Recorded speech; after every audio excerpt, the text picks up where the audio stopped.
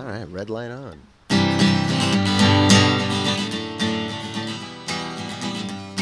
Welcome to Drink Beer, Think Beer, the podcast that gets to the bottom of every pint. I'm John Holl, and this is the third and final episode that was recorded during the Little Beers 4 Festival, hosted by Goodword Brewing in Duluth, Georgia.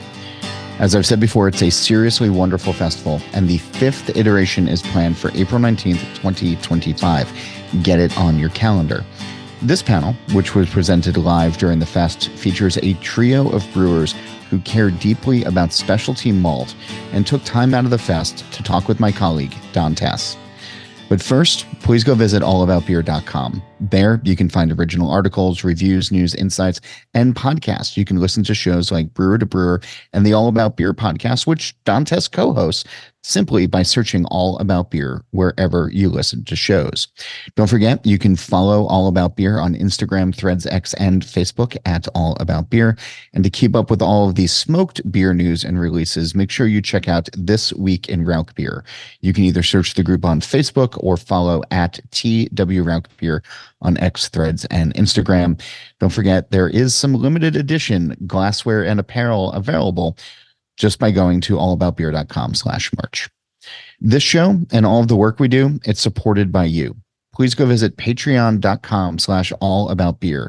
A few bucks goes a long way to help keep the content fresh and to fund writers, photographers, creators, and editors. And if you'd like to learn more about advertising on this show or any of our shows, please email info@allaboutbeer.com.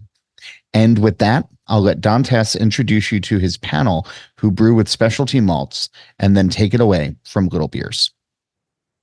Brett Schweigert is the head brewer and co-founder of Odd Colony Brewing in Pensacola, Florida. He began his fermentation journey on the south slope of Asheville, North Carolina, where he was immediately immersed and inspired by craft beer with a sense of place, its direct tie to the season, and inherently the wild spaces we call home. The confluence of nature and fermentation truly inspired him, and that ethos followed him back to his hometown, to the Panhandle of Florida, where he helped start up Odd Colony Brewing in 2019. They recently expanded into a second location, the Borough Beer Garden and Kitchen. Odd Colony Brewing is focused on farmhouse-inspired beer with a heavy focus on seasonality. Their approach to beer is fully led by this ethos as they attempt to work with as many regional ingredients as possible and simultaneously brew beers that are fitting to Florida's notoriously hot climate. Amanda Cardinali is a founder, owner, and production lead of Atlantic City, New Jersey's based The Seed, a living beer project. Amanda has been brewing professionally for over a decade, and during that time has developed a tremendous passion for the marriage between local ingredients and fermentation. Whether it be through local grain-focused lager or local agriculture-focused mixed culture beer, Amanda uses The Seed to build a community and ethos focused on embracing, preserving, and sharing the bounties of the local area. Always advocating for focused and intentional ingredient selection and a similar attention to detail on the process side, Amanda is a beacon of the local ingredient movement in the tri-state area. Outside of running the brewery, Amanda loves spending time adventuring with her dog Brett, hiking, traveling, expanding, and caring for a never-ending collection of houseplants and reading. Seeds Brewery just celebrated their 3rd anniversary. Seeds Brewery is located in Union Pier, Michigan, and is an agricultural-driven brewery using locally sourced ingredients from the Midwest. Seeds specializes in delicate lagers and ales and mixed fermentation. All right, so Thank you for your time. Thank you for taking 45 minutes out of one of the best beer fests. 35 to I didn't know it was that 15 long. minutes out of one of the best beer festivals. Very long time, right? How awesome is this? Absolutely. Sunny day. But we are here at Little Beers. As the name implies, they are low ABV beers, low gravity beers. So I wanted to ask how you think about, you can't just hide behind dumping in a bunch of hops. So obviously the malt is more forward in these beers. How do you think about malt? How do you construct a beer for low ABV? And maybe we'll just start with you and we'll go to the left. Let's go in line. I think obviously balance is something that every brewer strives for when building a recipe. I think it's all the more critical with table beer, little beer, because of mild nature of it. So I think balancing those out and kind of building body is a huge component. So malt, such as the panel that we're on, is a giant element. And so, depending on what we're at, we like to build a little bit of body. We still like to layer in that complexity. And if that's with hops or with different malts, then so be it. So, yeah, I think malt, for us, it's first finding which malts are going to build that body up, and then how we can layer in complexity to really add to a really sessionable but really delicious beverage. Amanda? Brett, you did a great job. Thanks. Great work. I mean, you said it. But yeah, I think it kind of depends on the style too. So like, we use a ton of New Jersey grown and malted grain. So we kind of work off of that. We do focus a bit on English beer. So those are really the only beers that we don't use a ton of New Jersey grain. So we've gotten really comfortable and familiar, like being able to build small little beers with Rabbit Hill grain. Yeah, I don't know. I feel like you really like balance. Like, I feel like we all really preach balance, and being able to make a full-bodied little beer is pretty awesome. Yeah, absolutely. Ryan? Yeah, just like Brett and Amanda said, it's all about balance, but we also we specialize in like saisons and lagers, and using the local heirloom malt that we could do. Those styles get to really showcase what the malt is when we don't really focus on hops. So use the hops more of a balancing act.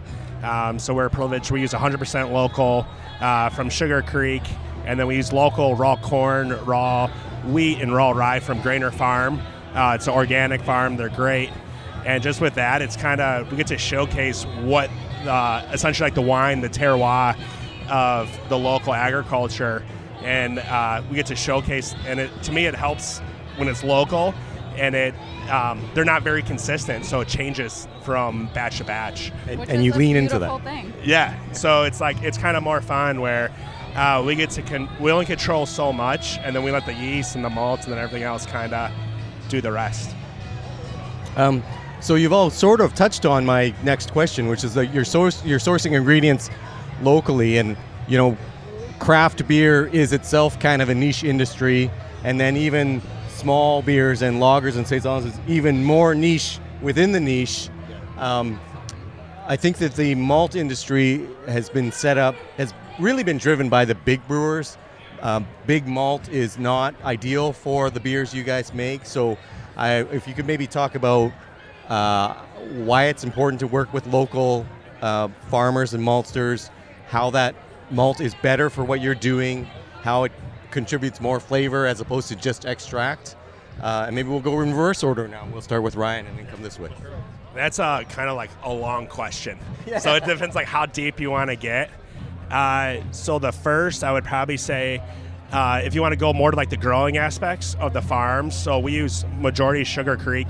They're in Lebanon, Indiana. They're great. And I was talking with Brett a little bit. They use Riverbend. But a lot of these varieties, I know Sugar Creek they grow, is their winter barley. So it's also going back on the climate conditions and the growing conditions, where they get to grow it, and it's a cover crop. So they're getting a harvest of their malt through that. And then they could also in the spring do beans and grow other things as well. So it's kind of like a dual purpose. So for me, the way I look at using the local maltsters, not as only like driven for like the farmers and the production, but it's also like the economical for your whole area that you're in. Instead of getting it imported from other places, it's like local, and we're keeping that in our area versus and it's fresh. It's like they're harvesting it, they're malting it, and it's like right on the spectrum. And like we use a lot of like their undermodified pills that we kind of customize to our brewing specs, and then same with Edelweiss. So we only do our Czech lagers with that. Where we have to they modify it the way they want to do in the malt house, but we have to control it the most in our brew house and kind of get to go. And you like having that control then? I love having that control because we try to make everything consistent, like I said earlier, but it's on the harvest year and everything else. It'll change from beer to beer. do you think it makes your beer better? Like, yes, you're supporting the local economy. Yes, you're supporting local farmers. Is your beer better? So that's just because you buy local doesn't mean your beer is going to be better. But hallelujah. Yeah. yeah, absolutely. But like I said, I have trust in our maltsters that we use and all of our suppliers that we pick. And with them, I have the trust in them where we've been working. And that's the only way local malt could get better is the more we work on it together. So like the way I always like look at it is like Wireman and can't think because I don't use much anymore. But it's like these maltsters all had to start somewhere. And the way I look at it is like we got to help the local maltsters, and that's the only way we can make better beer and they can make better malt. Right. Is by what we have to communicate with them better though. Yeah. Amanda? Yeah, I mean, so we opened our brewery with Saison as a focus. So for us, it just kind of made sense. Like, I feel so lucky to have Rabbit Hill in our state, and I have such a great relationship with them. Like, being able to just text Hillary, like our farmer malter, and like talk malt with her is amazing. And now we've just become like really great friends. So I with a focus on Saison and using something local and to season, it just kind of really made sense for us. And then we just really fell in love with their malt and building that relationship with the farm. And like, we've become to the point where like, she'll be like, hey, I have this new Vienna. Do you want to try it? Well, you have to. I threw it on your palate. And I'll be like, okay. Like, so our beer that we did together was the first time we ever used their Vienna. And we made a Vienna lager. Yes. And she was like, wait, what? And she's like, do you want to try it? And I was like, no, I'm going to go for it because I trust you and I know it's going to be amazing because you're amazing. So like, I feel like that relationship is just like absolutely priceless. Yeah. Brett? Yeah, now I see the challenge of following up after the first two. So yeah, I think playing into what both of them said, I think we all kind of romance the idea of Saison. I think that's a lot of our origin stories, and obviously we've evolved and taken on new styles and kind of taken that ethos and kind of bled it into other styles as well.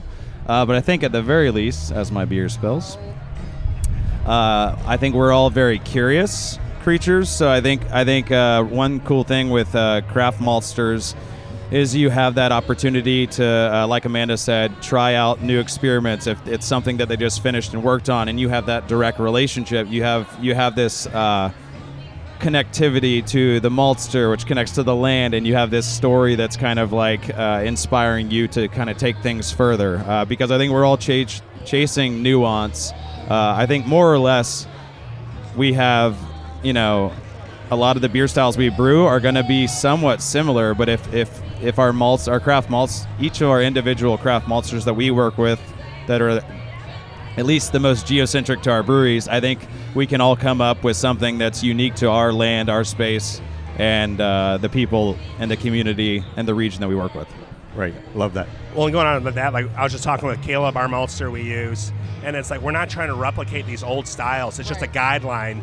So using our local malts, it's going to be a little more cloudier. It's going to be a little more fuller body, like at least for the styles we do. For sure. We talk about that too. Like, we're not trying to copy something. We're inspired by other styles, but we're making them in our way. Perfect. Yeah. Love it. That was actually going to be my next question. Is that are you when you're talking to the maltster, are you trying to get them to make a European malt for you? And the answer is no. No. How interested or uninterested are you in barley variety? I'm a lot, because that's, so from my understanding, the way, so we do an Edelweiss, where it's just Czech inspired beers that we do. It's inspired from the Hanna region. There are two varieties of the malt, but they're like the land race where they don't have any names. Oh. So this goes back way back, like ancient times. Like, so the last time this heirloom variety was grown in the United States was World War II. So it's kind of more fun of like. Sorry, what was the name of that? It doesn't have a name. Yeah, yet. it's like sorry. two, It's the but nameless. it's like yeah. But for me, it's like that's a cool thing, because they're the one that approached us, and they're like, "Hey, we have this. Could you do something with it?" We're like, "Yeah, sure. Sounds great." Yeah. So, yeah, I don't know. I think it's just kind of great if like the way I always look at it is like we'll do the production, let the maltsters. We're not. We were talking earlier. It's like we don't know the specs. Like just based off communication, we know the specs, but like we're here just to brew the beer. Like we're the blank canvas, and they're producing the paint and everything else for it. Amanda? I forget the question.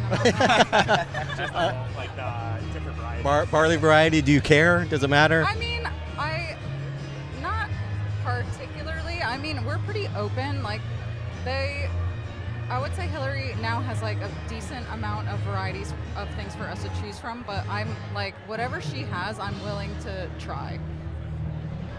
Sorry. There we go. Thanks. Yeah, Brett, you carry on. Yeah, so I think same. It plays into the curiosity thing again. Working with Riverbend and them, kind of like a lot of times they give you the specs of what you may expect from that particular malt, and it's not that we're necessarily looking for anything in particular. I think we look at that, and then I think that gives us the confines to kind of build out whatever idea comes to mind. Sometimes working in reverse, maybe we have an idea for a beer. Maybe we have time for a picture. But yeah, I think sometimes we're maybe an ingredient gets tossed into our laps, and then we work from that way. And then the other way, sometimes I think we build out a beer and then say, hey, this ingredient could work great in it. So kind of working in both spectrums. Okay. So you kind of mentioned that you get what's kind of tossed in your lap, and obviously with small maltsters, they're working with a smaller number of farmers than the big maltsters do, and so the raw grain that they're getting is of more variability, if that's fair, and therefore I assume that the malt they deliver to you has more variability to it. How do you deal with that as a brewer? Brett, do you want to start? Yeah, sure. I mean, again, I think at our core, I think it's great. Yeah. Because I mean, there's variability, but I think it's still like in the ballpark, and I feel like you can adjust things after the fact. But yeah, I think all of us being saison adjacent or saison inspired breweries, at least from our core, from like what initially interested us, I think we are open to variability, and I think that's what excites us. We're not trying to stock Publix grocery store shelves. We're trying to make unique beers that are tied to are tied to a certain time and place, and I think being open to that kind of it's kind of a beautiful thing. Yeah, it's nice. Amen. I mean, for real, like that's why our name is A Living Beer Project. So like that, we kind of like thrive off of that. Like things are constantly evolving, changing. Nothing's gonna be one time you're gonna have this beer and the next time it could be the same brand, but it's gonna taste a little different. And like we love that. Yeah. Awesome. Yeah, I'm gonna twist it a little bit because I think it's grown to with the way we use more local grain is because I love more of the agricultural side of it, where it's like we also got to start focusing on like what could grow and what climate and where it's developed. Like we use the ancient wheat Eichhorn, and the reason why they stopped growing it is because it was horrible yields. So then they flipped it out for red wheat and white wheat, and that's kind of what I feel like a lot of the base malts are coming to, is what grows great in what region. Yeah. So a lot of these malts we're using, they grow great in our region, but they're also under-modified. Our maltsters can't. They could try to malt it and make it more easier to conversion, but you can't. And that's why it's more on the brewing side, and that's what I love, because then it's like we get to work a little harder. Sorry, there's a we're talking about malt, showcasing barley. How do you typically use just one type of malt in your beers, or are you trying to, are you adding caramel malts and other things to try and add extra character, or sometimes simpler is better, right? I think it depends on the beer too. Like we heavily, I mean, they would have done it anyway, but I like to think that Rabbit Hill grew spelt because of us. So we definitely like to throw in different varieties, but we'll also have plenty of beers that are basically 100% Rabbit Hill Pilsner malt. So it kind of depends. Yeah, I feel the exact same. I mean, depending on the beer, like we brought a Czech Pale Lager that's really low gravity. It's like 3.9%. So in that one, we decided to add, a little bit of different character malts. So we added a touch of Munich, approximately like 10%, and as well as some chit malt to kind of elevate the body a little bit, to give a little bit more for us to work with in regards to the hops. But yeah, it really depends on the beer. We also brought English beer, which obviously we have some crystal malt, and again, it's building that body, and it's kind of like leaning into whatever style that we're producing. Right. So. Ryan? Just add smoked malt to everything. It's great. Yes. Yeah, I think that's the answer. That's it. This is when the ratings go down. People tune out now. What was it? What was the question? Oh, just is there always temptation to add a whole bunch of different specialty malts to, add layer or complexity or simplicity better? Like, how do you think of different types of malts in a beer? That's hard. I don't know. I'm like the great grandma pizza, where it's like margarita pizza is the greatest. Less is more. Yeah. So simple is good. And just let it showcase So we're spending more money on local malt. Let it showcase. Is the way I kind of look at it. Like we use one or two like a base malt, maybe a little Vienna or Munich, depending, and then our saisons. It's always wheat and spelt. Add spelt. That's Spelt. for a Spelt is saison. life. Yeah, more spelt. Yep. More spelt What we do for our and saison. smoked malt. You've all kind of touched on balance and body and things like that. I think a lot of people think of malt as contributing. Well, first of all, it's the carbohydrate, but also contributing bready or malty flavors. But how do you think about malt in terms of body and mouthfeel and texture, and how do you work with malt to get that? So the other beer we were supposed to bring was English mild, and so a lot of these maltsters, and I'm not entirely certain, but I believe that Amanda and I touched on it. I think Ryan's the same, where a lot of these craft maltsters don't necessarily have the specialty, like the higher kilned, crystal malts and roasted grains. But so I think we do oftentimes have to use, more European malts there. And with our English beers, we typically do go completely European malts. And so for our mild, we like to, I think at first we want to build that body. It's about a 4% beer. We layer in some chocolate, some pale chocolate, to kind of give, again, that's a flavor contribution, but it also adds a little bit of more unfermentables. We also mash a little bit higher. There's a lot of, you're controlling a bunch of cogs to make this thing. We also add a little bit of amber malt and crystal, and all of those I feel like play their unique parts. I feel like amber kind of I don't know if y'all feel the same, but I feel like our English malts give almost like a fruity character, and even further enhanced by, we use Boddington's yeast, and that also has an ester profile. So I feel like amber malt almost gives a touch of dryness to it, and kind of reels it back in for us. Yep. And then of course you're obviously integrating hops and everything else, but I feel like each malt has its own contributing factor. Not just and it's flavor, kind of but this, in its in flavor and balance, and kind of what that's always an evolving ratio, I guess. Right. Yeah. Amanda? It's so hard to follow. I'm I know, following's not you're fun. saying Spoke for all of all us. the Can same I start things, on everyone? This panel's funny because I feel like we all have been talking about malt now for what feels like eternity. Yeah, and we're all between kind the of three synchronized us, in a and, lot of our viewpoints. Yeah, it's really funny.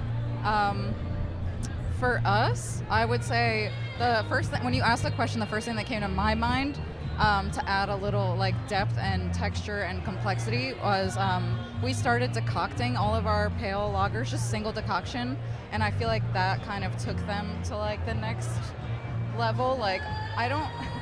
Sean and I joke all the time because we're on a very manual system, so our decoction is very manual and sweaty and a little dangerous. So we're like, is it worth it? I don't know, but like we think it is. So I'm gonna like forever and ever, that's gonna be our protocol for pale lager.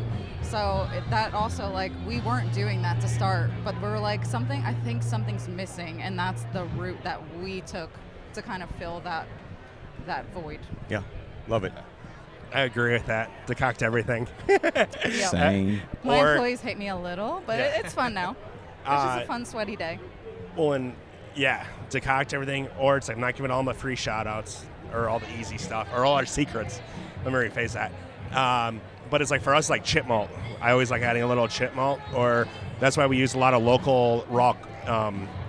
Other malts they use all raw materials. So we're getting more of like the raw wheat, raw rye, buckwheat. And that kind of helps, in my opinion, helps fill out body when it's not fully convertible.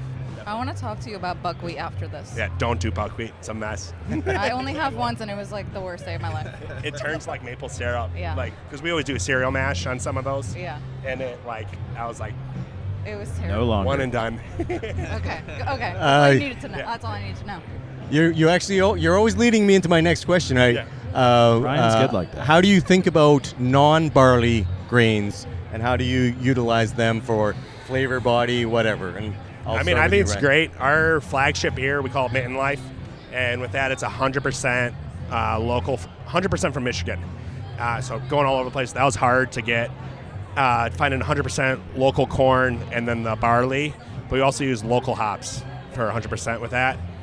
So we use a lot of raw corn that's like our American lager. We like to do, so it's great. I love it. I think it's great. We always wanted to try to do, because another maltster, they use malted corn, and I always wanted to try the difference between malted corn and raw corn. But talking back and forth, they're like, there's something about it that it just adds to the beer versus malted. So That's fun to know. We just made our first corn lager.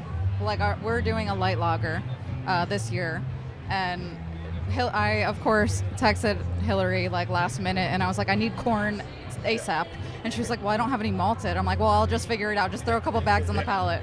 So it's still in the lagering tank. So I'm nice. That's Can't wait to try that. It's good to know. Ship me some, please. I'm very excited. Yeah, and so I think we do the same. So for small, wow. Yeah, you're good. All right. Hey.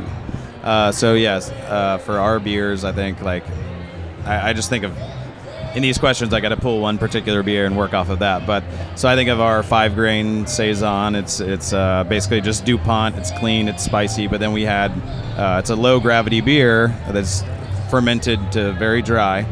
So we have wheat for body. We have oats for body and texture, and obviously texture from wheat as well. We've got a little bit of bloody butcher corn in there just for like nuance, complexity, almost cool baking spices that riff off of the kind of like phenolic character that you get from the yeast. And then we also have some Carolina rye that adds like a nice like zippy tie in there. But yeah, I think each malt adds a little bit of body and layering and complexity depending on the beer, but that's just one particular one. And you're all choosing these grains again because they're locally available? Is that the reason? A bit of both. Like there's something that you want, you can ask for it, and something's available, so you use it. Is that? I mean, for the most part, our relationship with Hillary now, like we would have like a round table eating pizza in her brother's kitchen. Like, what do you guys want to try? And we'd be like, well, what do you want to grow? So now we have like a little plot that has a few. I mean. She's growing like triticale and purple barley and like a few new things for us that's super exciting. So yeah, I mean, I'm basically open to whatever she has for me. I will incorporate whatever she's willing to give me into something. Or like if something is kind of like slightly off her spec, she'll be like, hey, I have what's called Mystery Munich, somewhere in between light and dark. Do you want it? And I'm like, of course I do. Like, I'll figure it out. It's going to be fun. Like, it's not going to be bad. She's like, yeah, it just didn't turn out the way I wanted. I'm like, and that's fine because it's still going to be great. Mm-hmm. So, like, that, I don't know. There's something special about that. Yeah, okay, cool. Yeah, mine's for, I guess, building what's available. But kind of like Amanda was saying, it's like relationships. where it's like I know everyone's family, and it's kind of fun. Like, I think it's kind of cool. We all get to have a living by brewing beer.